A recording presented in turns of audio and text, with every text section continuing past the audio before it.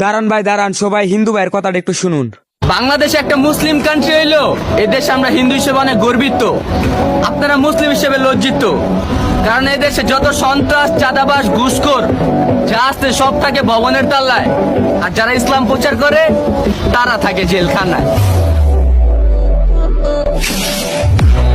আমি মুসলিম গর্বিত, আমার জন্ম সত্য ধর্মে হইয়া তুমি ভাই লজ্জিত। সুস্থ মস্তিষ্ক থাকার পরেও সত্য ধর্মকে চিনতে না পারা। আলেমরা ভাই গর্বিত, তাদের জেল হয় সত্য ধর্ম প্রচার করতে গিয়া। তোমরা ভাই লজ্জিত, তোমাদের জেল হয় কুকর্ম করতে গিয়া। হিন্দু ভাইয়ের ওই ভিডিওতে দেখি হাজার হাজার হিন্দুরা হরে কৃষ্ণ কমেন্টে লিখে গেছে। দেখি কয়জন মুসলিম আমার এই ভিডিওর কমেন্টে আল্লাহ মহান, আল্লাহু আকবার লিখে যায়।